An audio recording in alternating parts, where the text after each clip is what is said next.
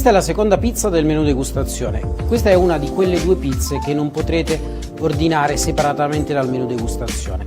Abbiamo scelto di reinterpretare un piatto della tradizione lucana, un cucinid viene definito a Melfi, ovvero abbiamo una minestra di cardi dove all'interno si cucinava un po' di salsiccia pezzente e si chiudeva con un uovo stracciato.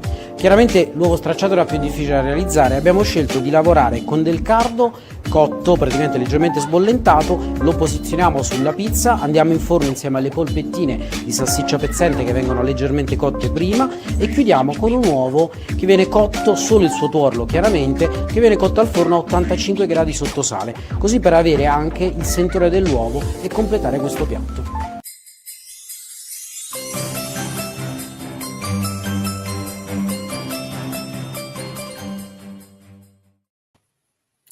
Buonasera amici e amiche di Officina Mediterranea, un saluto a tutti coloro che ci seguono, che ci seguiranno nel corso della puntata di oggi e chi lo farà in differita.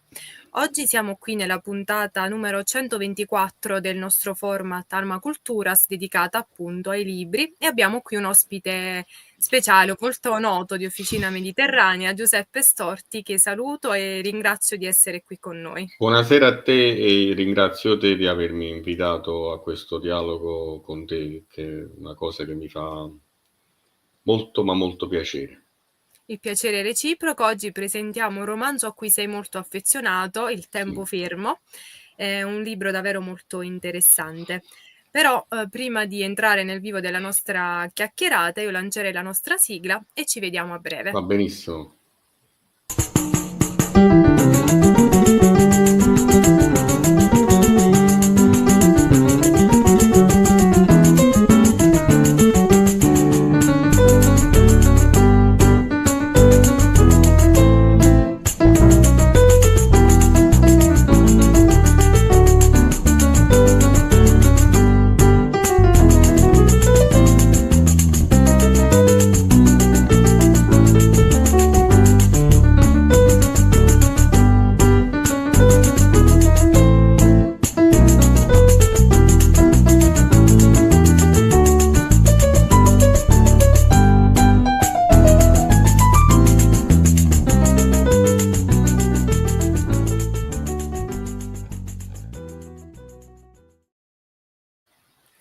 Rieccoci qua, siamo ritornati dopo la nostra sigla. Io, Giuseppe, mi permetto di darti del tu, perché mi piace ispirare un feeling con mio grande amichevole. piacere.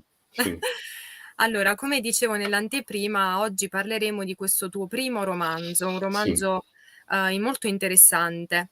Parliamo appunto di Carlo e del suo punto fermo. Mi è piaciuto anche il sottotitolo, L'anatomia di un incontro per caso, perché tutto ruota in questo stravolgimento della vita di un uomo di mezz'età che si trova a vivere una vita molto monotona, come accade alla maggior parte di noi esseri umani. Arriviamo a un punto di stallo, chiamiamolo così, dove conduciamo una vita monotona per certi versi, magari conducendo anche un lavoro alienante che non ci dà stimoli, e poi un giorno per caso succede qualcosa di inaspettato.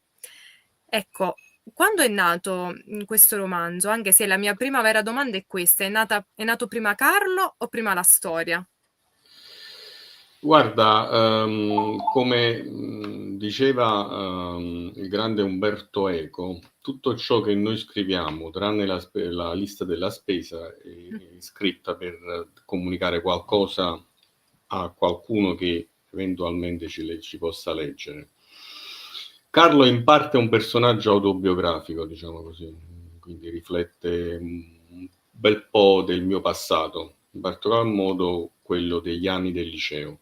Quindi parliamo del 78, diciamo, della preistoria della mia vita, se così possiamo dire.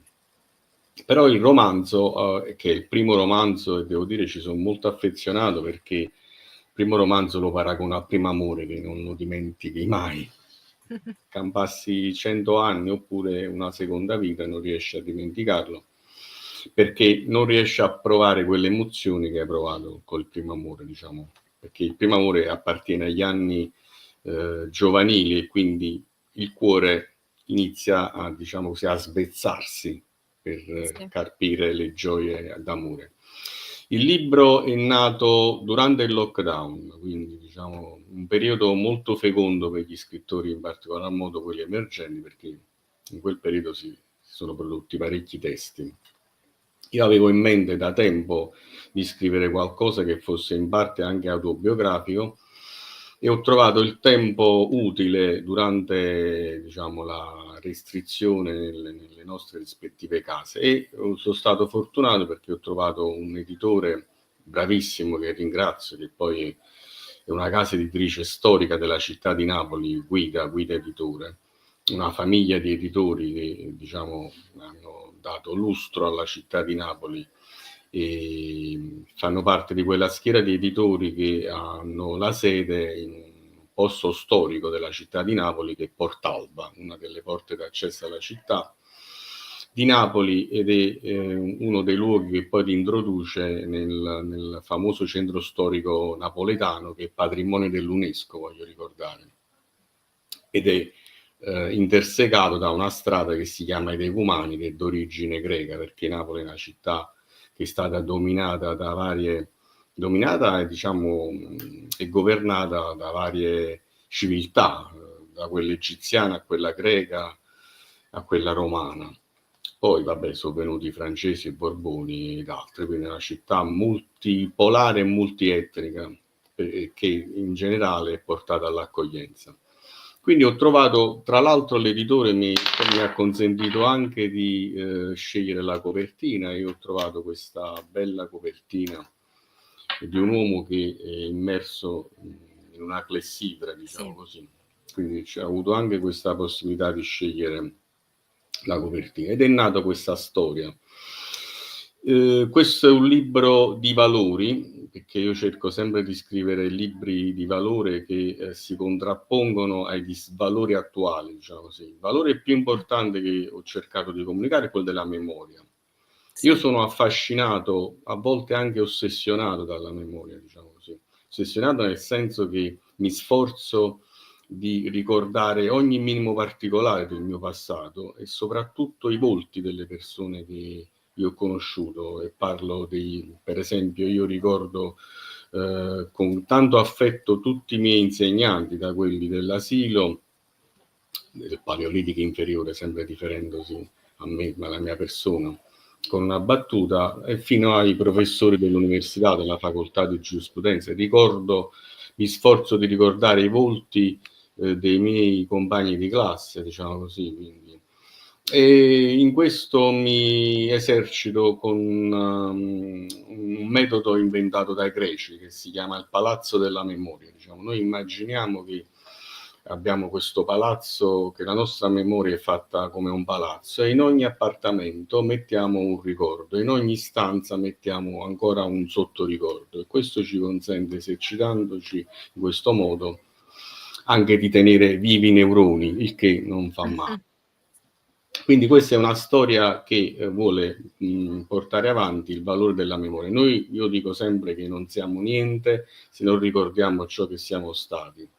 E tra l'altro il libro che ho scritto si inserisce in un filone che poi è stato proiettato in un premio Nobel per la letteratura, il filone della memorialistica, diciamo così. Io l'ho scritto nel 2021 e nel 2022 una scrittrice francese, che poi ho letto tutti i suoi libri, Annie Ernaux, ha avuto il premio Nobel per la letteratura con un libro delizioso, un suo libro delizioso che si chiama Gli anni, che ripercorre a ritroso la storia della sua vita inserita nella grande storia, perché le storie delle nostre vite sono piccole storie che si inseriscono in una grande storia, cioè in un contesto nel quale siamo vissuti.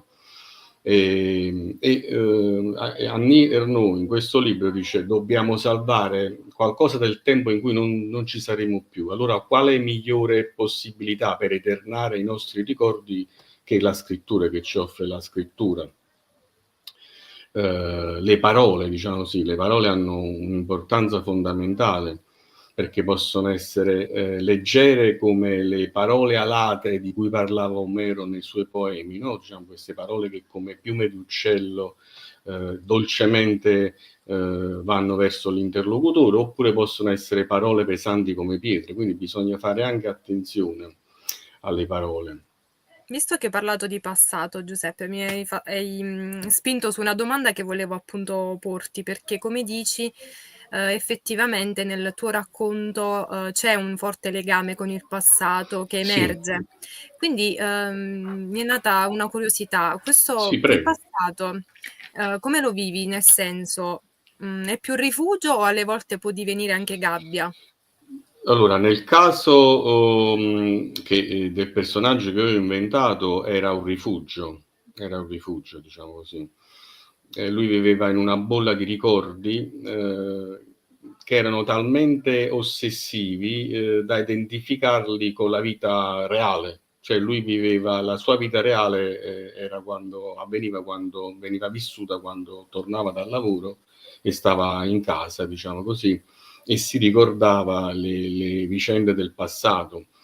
Le vicende del passato che si intersecavano con le vicende dei suoi autori preferiti, perché lui addirittura immaginava di vivere le stesse vicissitudini dei suoi autori preferiti, perché questo testo, diciamo, se hai notato, Sì, ogni capitolo porta la frase di un autore importante. certo. Abbiamo fatto un volo pindarico da Omero a Fabio Volo, per dare un tocco, diciamo, di letteratura ampia in base anche ai gusti dei lettori. Però queste frasi che danno inizio al capitolo poi si riconnettono al capitolo, hanno una Sì. diretta derivazione e diramazione del capitolo, c'è un interscambio tra la frase dell'autore ed è anche un modo per invitare tutti a rileggere la letteratura, diciamo così, perché io sono un amante della letteratura classica e moderna, più quella classica, diciamo, più i poemi omerici e i poemi, diciamo, di Virgilio che mi affascinano, mi hanno sempre affascinato. Quindi è anche un invito a rileggere la letteratura. Poi i ricordi possono essere una gabbia? Ah, sì, anche sì, anche sì. Nel caso di Carlo era un rifugio, diciamo così. Però vedi, io per quanto riguarda il rifugio vado oltre la tua domanda. Anche io in questo tempo dell'odio, noi viviamo un tempo di tumulti, io lo definisco, poi ci sono i tumulti interiori e quelli esteriori. Quello esteriore è la cornice sociale che ci circonda, cornice politica. Quelli interiori sono tutte le ansie, le incertezze che si vivono nella società attuale. E allora quale migliore occasione per astrarsi, per rifugiarsi nella letteratura? E la pagina che io ho creato sui social, la pagina culturale che si chiama Salotto di Nonna Speranza, è ispirata a un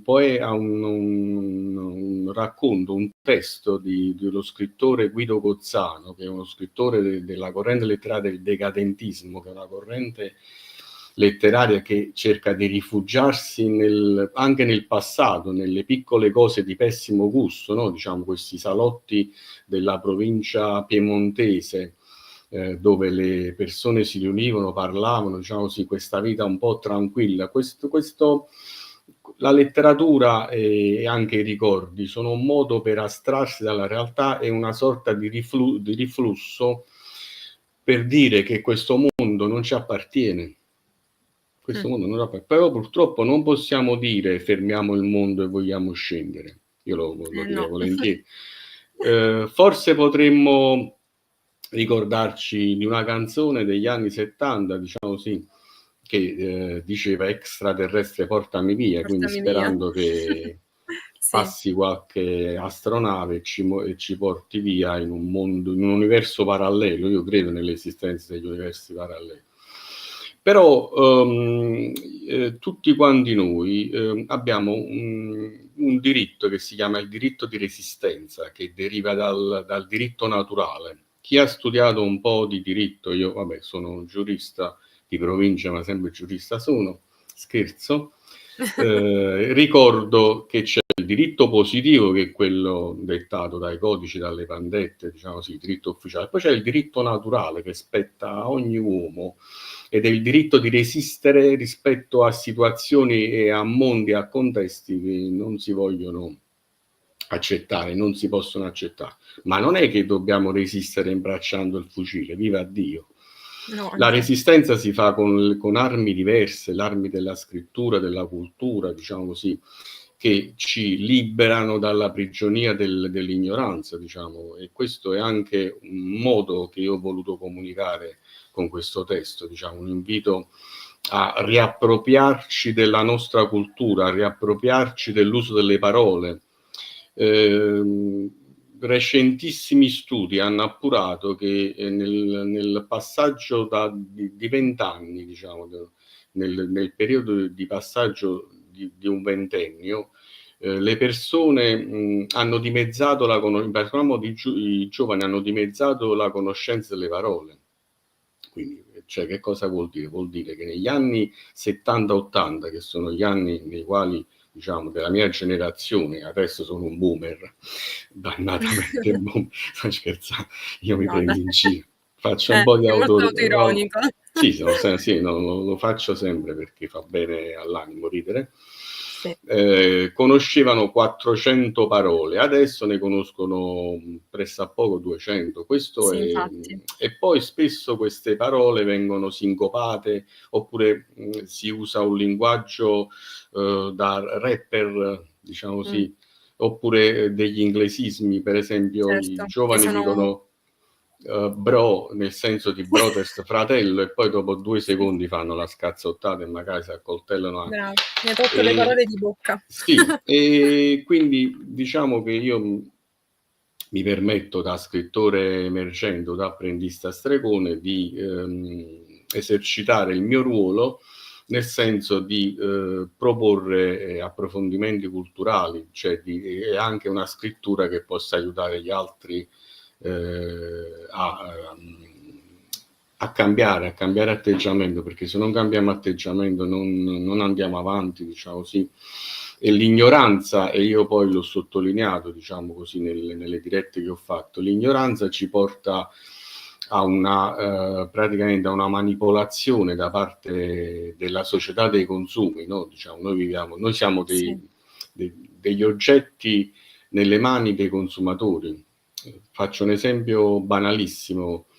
Se tu parli, dici domenica voglio fare questa ricetta, dopo 2 secondi ti appaiono le ricette che tu hai Sì, c'è un ipotizzato. controllo. Quindi c'è un controllo ossessivo che è stato preconizzato dai grandi scrittori di molti anni fa, perché i grandi autori sono dei profeti. Pasolini è stato l'autore che più ha preconizzato l'uso e l'abuso della società industriale, che ha distrutto la civiltà contadina. Quindi, però purtroppo è stato vox clamandis in deserto, no? La voce di colui che grida nel deserto. Ma ancora prima di Pasolini c'è un altro scrittore che pure è un mito per quanto mi riguarda, che è George Orwell, che negli anni 40 scrisse questo romanzo, celeberrimo romanzo distopico, 1984, in cui lui parlava di un controllo ossessivo di un cosiddetto grande fratello sulla popolazione.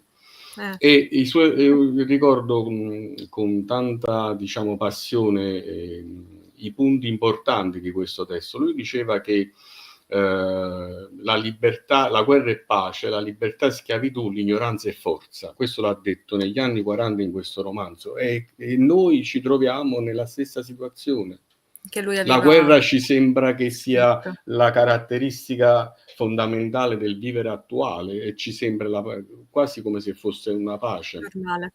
La libertà è schiavitù, perché noi siamo liberi? Noi non siamo liberi, diciamo così. Siamo controllati in tutto e per tutto, dal telefono, dal computer, e l'ignoranza è forza. Purtroppo in Italia, anche in Italia, è stata sdoganata l'ignoranza. Quando qualcuno, e non facciamo i nomi, ha detto che l'uno vale uno, ha fatto un grave errore, diciamo così, perché l'uno non vale uno. Noi siamo tante individualità che dobbiamo imparare a convivere in armonia, diciamo così. ma ogni individualità ha dei suoi talenti particolari da mettere a servizio della società e non da rinchiudersi, perché nella società delle connessioni in effetti noi siamo soli. Ci sembra che noi possiamo connetterci, e questo poi ci è stato descritto bene da un altro grande autore che pure amo tanto, che è il sociologo Bauman, no? Che ha parlato della liquidità dei rapporti. Oggi il rapporto è liquido, diciamo, è etereo. Infatti mi vorrei collegare a questa tua visione legato ai rapporti e ai sentimenti, ma soprattutto all'amore di cui tu facevi cenno prima e che quindi hai trattato in questo libro in maniera, devo dire, magistrale. Ti ringrazio.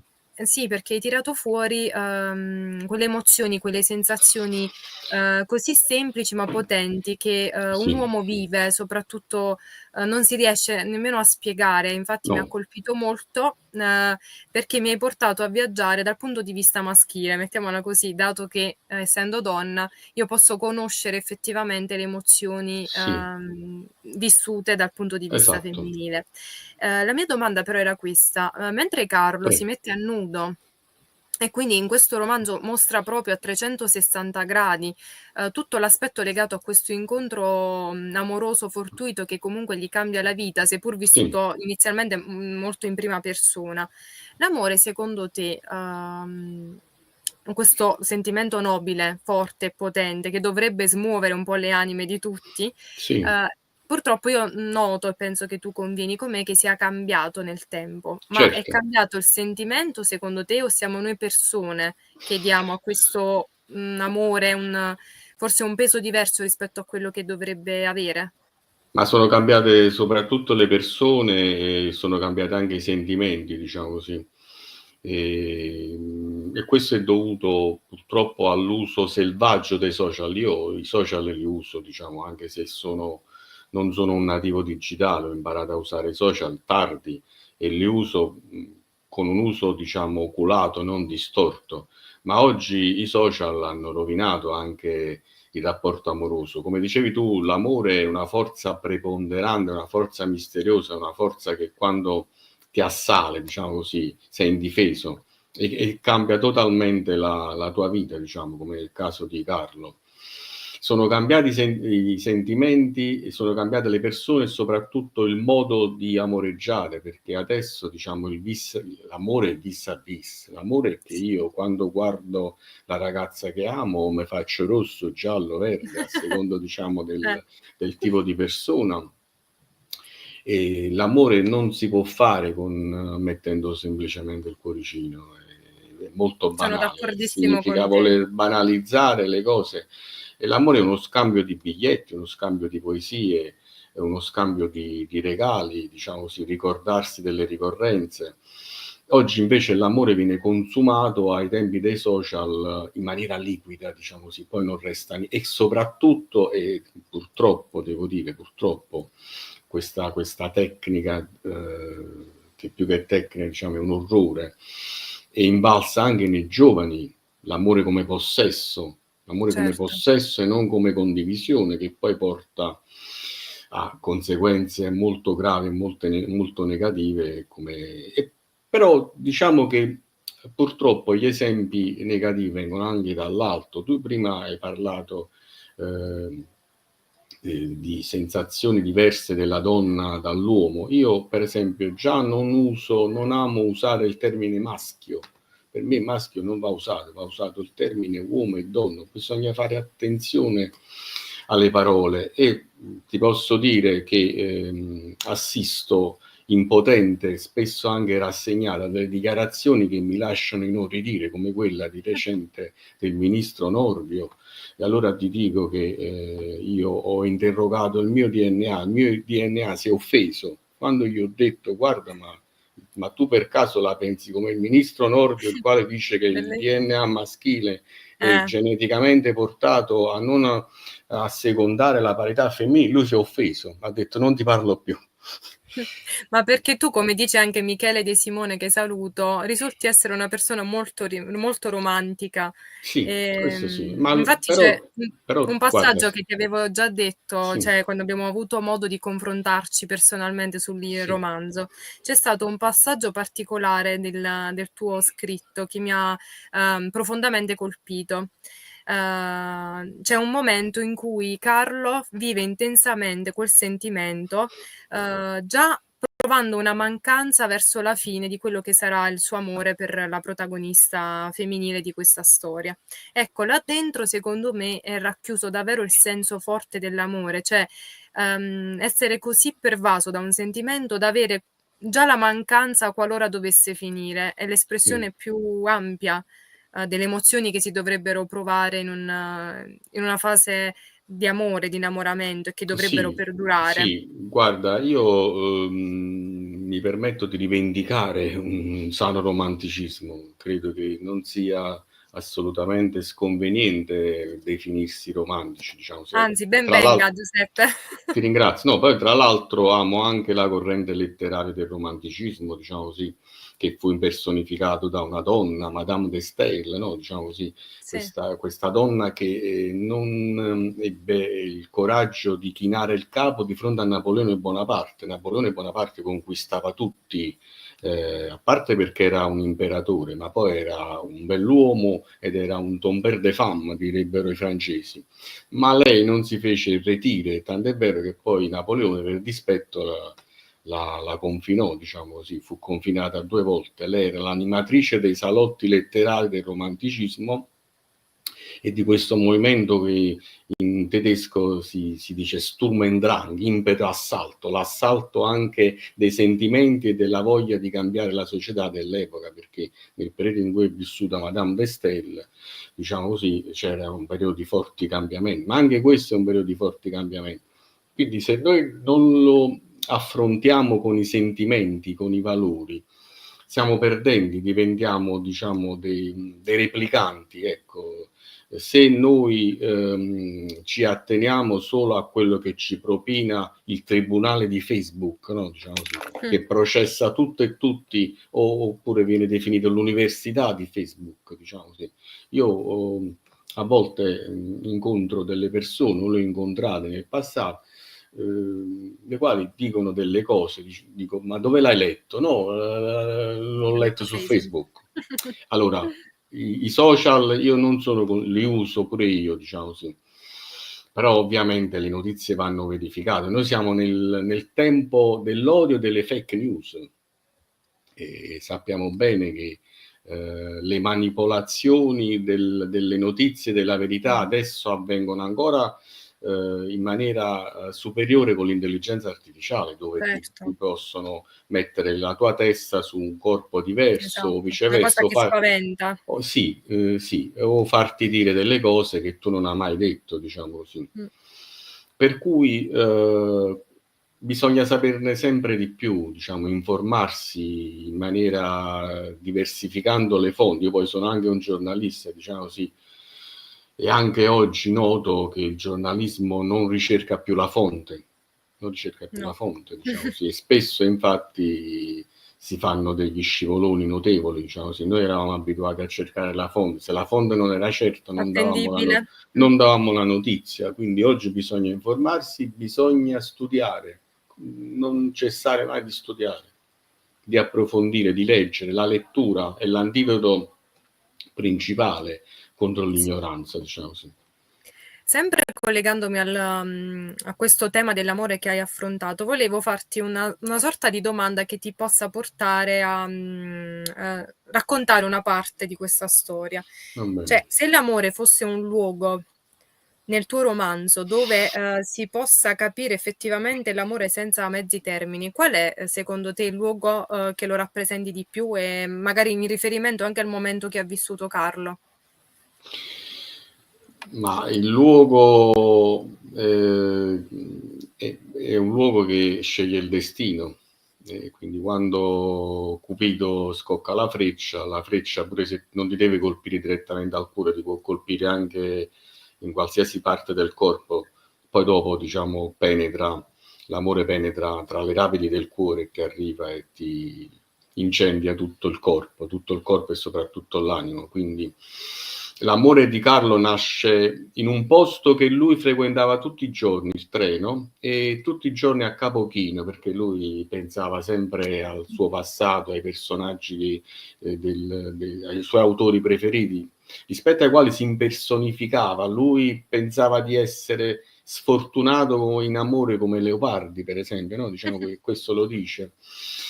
Perché lui viveva una vita diversa, la vita che si riferiva al passato, perché, come dice Pasolini in uno dei suoi drammi teatrali, Pilate, lui dice: l'uomo è portato a tornare al passato perché è l'unica cosa che conosce e che ama, tanto da confondere il passato con il presente. Questo ce lo dice Pasolini, che è anche un altro scrittore che privilegia la cultura della memoria, diciamo così, soprattutto della civiltà contadina, che poi lui assisteva al smantellamento della civiltà contadina a favore di un consumismo selvaggio che voleva omologare. Chi ha parlato per primo dell'omologazione è stato Pasolini, diciamo così. È stato un profeta inascoltato. Quindi l'amore può nascere dovunque. In questo caso Carlo non avrebbe mai potuto pensare di incontrare questa ragazza, questa donna Sandra, sul treno. E invece? Questa ragazza improvvisamente gli chiede una cosa e lui alza gli occhi e viene colpito, il classico colpo di fulmine, diciamo così. Magari poteva anche darsi che questa donna viaggiava anche in altre situazioni e sulla stessa tratta, però lui la nota quando questa gli fa questa domanda, e da qui scocca la scintilla che poi cambierà il suo tempo, che da fermo diventa un tempo travolgente, diciamo così. E Sì. lui, questo tempo che invece voleva che fosse fermo al passato, adesso vuole che si muti. svolga, si espleti, diciamo, in maniera vertiginosa, diciamo così. Adesso vuole mangiarsi il tempo, perché mangiando il tempo si avvicina all'ora in cui vede di nuovo la sua donna amata, diciamo così. E questo romanzo si svolge nelle torri del centro direzionale di Napoli, diciamo, che è la City napoletana, dove io ho vissuto per 21 anni. Anche questo è un elemento autobiografico, diciamo così. Io percorrevo questi viali circondati da torri nei momenti di pausa dal lavoro e anche lì riflettevo. Io sono un peripatetico, diciamo, la corrente letteraria dei filosofi peripatetici che camminavano e pensavano, diciamo così. E spesso poi appunto in questo sovrappensiero, che è un posto bellissimo, ho preso anche delle cadute, perché devi comunque necessariamente anche guardare per terra, perché le strade, diciamo, anche del centro direzionale non erano tanto per la guardia, erano pure dissestate, diciamo. Però comunque io ti posso dire una cosa, Giuseppe, sì, prego. trovo in te una grandissima umiltà, perché tendi sempre a citare dei grandi scrittori della nostra letteratura, però credimi, la tua storia è davvero bellissima e tu sei davvero un bravissimo scrittore. Mi piace molto la tua penna, il modo di scrivere, la delicatezza e la raffinatezza con cui tratti questi temi, perché io ti ringrazio. spesso si può cadere nei soliti cliché, con te non avviene, quindi no, ti ringrazio perché diciamo che io quando scrivo mi emoziono e spero anche di emozionare gli altri, diciamo così. Quando poi rileggo le mie storie mi commuovo, cioè dico ma può essere l'ho scritto io questo? Mi sembra, diciamo, veramente di non essere stato l'autore. E poi i miei testi sono anche brevi, perché io faccio un ragionamento molto semplice, dico: Ken Follett può fare un testo di 1500 pagine, lo stesso dicasi per Umberto Eco, per esempio Il nome della rosa è un testo monumentale, ma uno scrittore che è uno scrittore emergente, che si affaccia, deve cercare di condensare in un testo di 100-120 pagine, altrimenti il lettore insomma non ha la forza, diciamo, l'entusiasmo per andare avanti. E poi uso uno stile giornalistico, che nasco come giornalista, uno stile chiaro, quasi come se fosse un linguaggio parlato, come se parlassimo invece di scrivere, diciamo così. E però arriva dritto al cerco anche cuore. di semplificare, diciamo, semplificare i periodi. Carlo, in effetti, quando si rifugia nel passato, parla con il suo alter ego, diciamo così.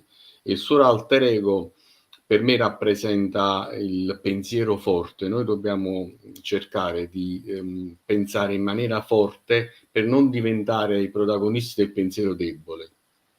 Certo, Questa sono d'accordo. contrapposizione tra pensiero forte e pensiero debole. Il pensiero forte è quello delle classi dominanti, del mainstream che domina il mondo, diciamo così, e che vede i soggetti interlocutori come semplici consumatori.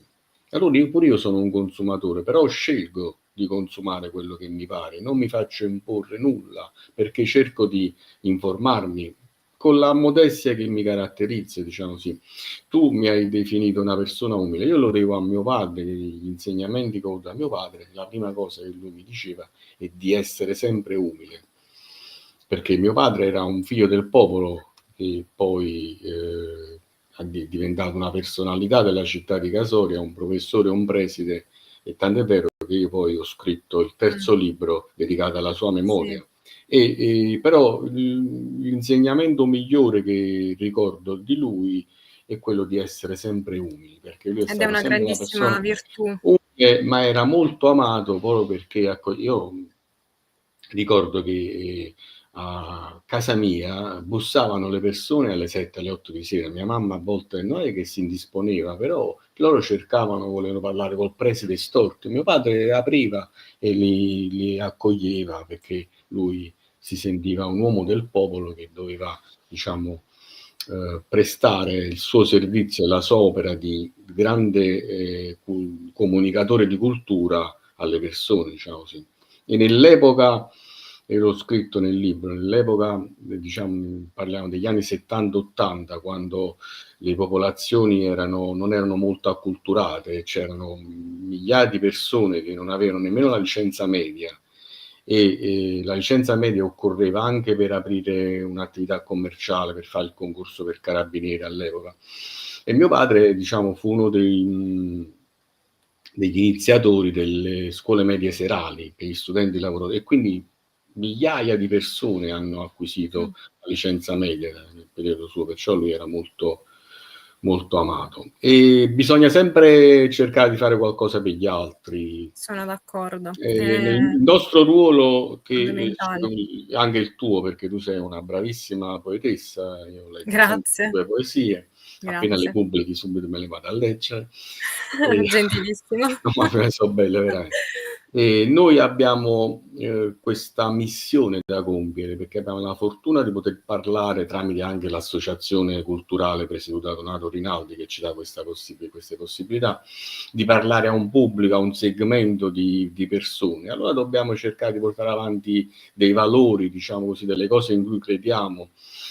E viva Dio, il male esiste, esisterà sempre, noi dobbiamo conoscerlo per combatterlo, ma esiste anche il bene. Ma esiste tanto bene. Purtroppo il bene non fa notizie, io lo dico anche ai miei colleghi giornalisti. Purtroppo sì, viene dato per scontato forse. E io sarò anche ripetitivo, pedante e pedisseco, ma nei miei testi alla fine trionfa sempre il bene, anche nel romanzo su Scampia, sui ragazzi di Scampia, trionfa sempre il bene, perché noi dobbiamo essere quelli che promuovono anche la cultura del bene, perché come ci ricordava il compianto Papa Francesco, la speranza non delude mai, spesso ultima dea, dicevano i latini. Quindi.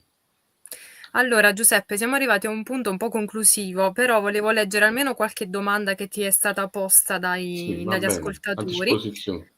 Vediamo, Donato, me ne puoi lanciare qualcuna così la leggo?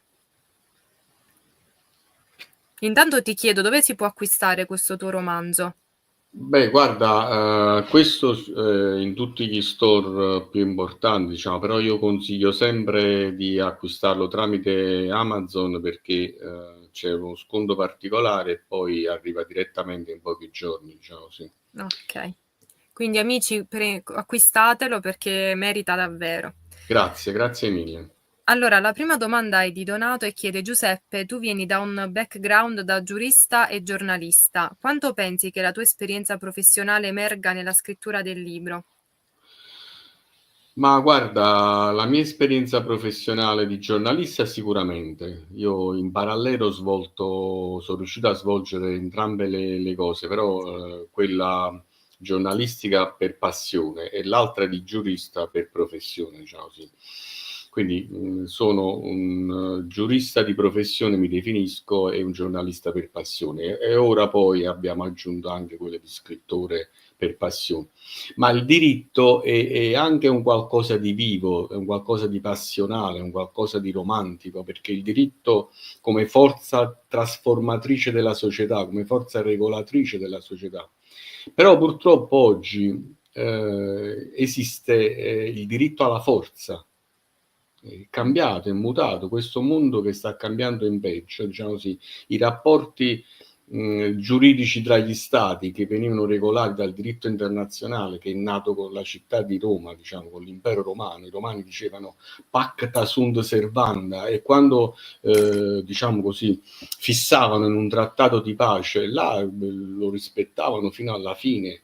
Oggi invece, diciamo, i rapporti tra gli stati non sono più regolati dal diritto internazionale che è collassato completamente, ma sono regolati dal diritto alla forza. E questo ci fa capire come è cambiato in peggio il mondo. Tant'è che io vorrei dire fermate il mondo, che voglio però non lo fermiamo questo mondo, cerchiamo di cambiarlo in meglio, molto modestamente, diciamo così, lanciando un sasso nello stagno. Però dico, se ne lanciamo 1, 2, 3, 4, poi ci aggiungono anche altri, saranno tanti Riusciamo. i sassi che riusciamo a invertire il corso dello stagno stesso e diventa un fiume impetuoso che Bello. riavvolge il nastro delle sorti del mondo, diciamo Mi così. piace questa metafora che hai trovato come spunto. Complimenti. Sì. Margherita Bonfate, scusami, diceva: un breve sguardo fa percepire un tempo fermo, un istante sospeso che mette in crisi le certezze, spinge a interrogarsi sui sogni del passato. Un libro introspettivo invita sulla quotidianità, quindi è un Ma apprezzamento. Ma io ringrazio vivamente perché in poche parole ha concentrato tutto quello Tutto che ho quello che cercato c'era, di infatti. scrivere e veramente sono contento. Dopo me lo segno, me lo conservo questo, Sì, dopo questo avrai libro. modo di vedere tutte le domande che ci Sì, sono state. sì, Io te ne leggo giusto qualcuna sì. per dare anche onore a chi ci segue, Ma che certo, merita io la poi in nostra genere dopo attenzione. vado a rivedermi le cose e alle domande rispetto alle quali non ho dato una risposta la do dopo. Lo faccio Certo. sempre quando faccio le dirette. Allora, Salvatore De Santis, che salutiamo, chiede: se dovessi riassumere il messaggio centrale del libro in una sola frase per convincere qualcuno a leggerlo, quale sarebbe? Guarda, ti rispondo con una frase di Virgilio: "Amor omnia vincit", l'amore vince su tutto, diciamo. L'amore è una forza preponderante, misteriosa, rispetto alla quale possiamo solo dire: "Mi arrendo senza condizioni", perché se resistiamo è peggio, diciamo così. Lui ci avvolge e ci sconvolge nello stesso E tempo. sa dove portarci. Sì. Se poi dopo, quando hai finito le domande, volevo solo dare una citazione che ho scritto nel libro, che sempre che Certo, certamente. Allora invece Saverio, Donofrio ci dice: "La strada vecchia, le abitudini e la comfort zone può essere un ostacolo per la felicità oppure a volte una scelta saggia da mantenere?" Ma guarda, l'uno e l'altro può essere una scelta saggia da mantenere rispetto ai tempi che stiamo vivendo, perché oggi diciamo, bisogna aprirsi agli altri, ma soprattutto però rifugiarsi anche in situazioni che ci fanno un po' anche sognare, diciamo così, perché la società attuale ha ucciso anche i sogni dei giovani, in particolar modo, ma anche degli anziani, perché è una società troppo violenta, troppo basata sulla forza, sulla competizione senza discussione, diciamo. La competizione è il sale, diciamo così, della società, perché la competizione ti porta ad elevarti verso l'alto. Però la competizione senza discussione, ma come forma di prevalenza e portata avanti con arroganza, oggi vedo anche un'eccessiva arroganza, un'eccessiva violenza nelle parole. Guarda, esisteva un dio nell'antica Grecia che è Hermes, diciamo così, da cui poi è nato il termine ermeneutica, cioè l'interpretazione, diciamo, di un libro di testo. Hermes era il messaggero divino, cioè portava i messaggi dagli dei agli uomini, ed è considerato anche l'inventore della parola. Perché i greci ritenevano che i pensieri dell'essere umano fossero infiniti, e allora com'è che si traducevano infiniti? Con le parole. Certo. Le parole sono importantissime, diciamo così. Le parole conseguiranno la loro vittoria, ha detto Salman Rushdie, uno scrittore anglo-indiano che per aver scritto un libro di testo in cui parlava dell'Islam fu condannato da una fatwa dell'Ayatollah Khomeini. La fatwa è quanto di più tracotante possa comportare, perché dà la possibilità a tutti gli islamici di tutto il mondo di perseguitare una persona, e lui poi subì questo attentato.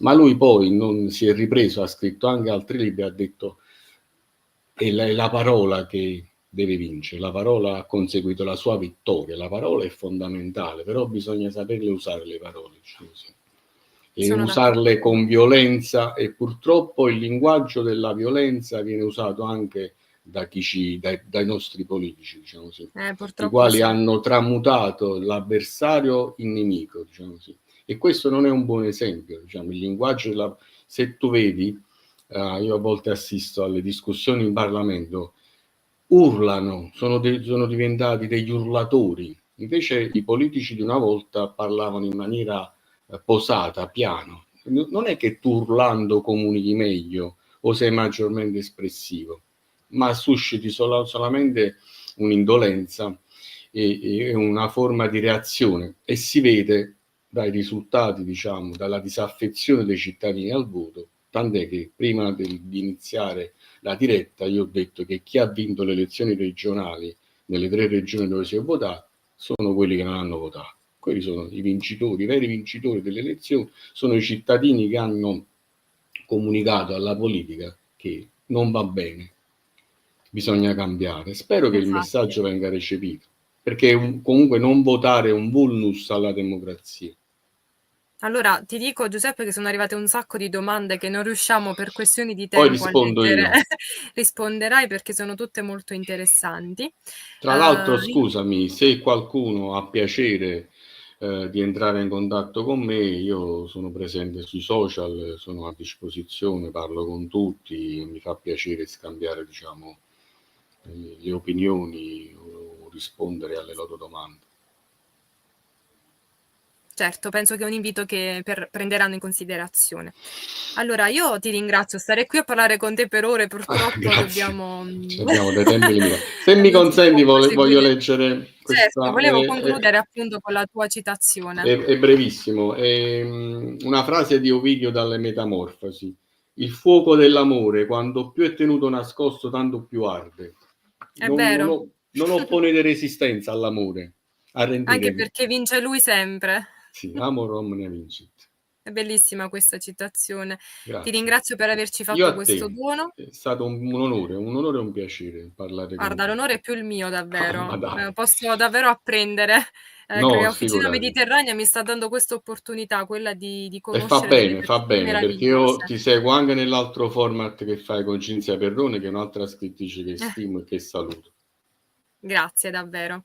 Grazie Prego. Giuseppe, questo è il tuo libro, rivediamo la copertina, Il tempo fermo, anatomia di un incontro per caso di Giuseppe Storti. Quindi amici, per chi l'ha già letto, visto che comunque delle domande erano molto mirate, magari è stato già letto, per chi non l'ha fatto provvedete ad acquistarlo. Grazie, grazie. Un saluto a tutti quelli che mi hanno ascoltato, bontà loro, e vi ringrazio tantissimo.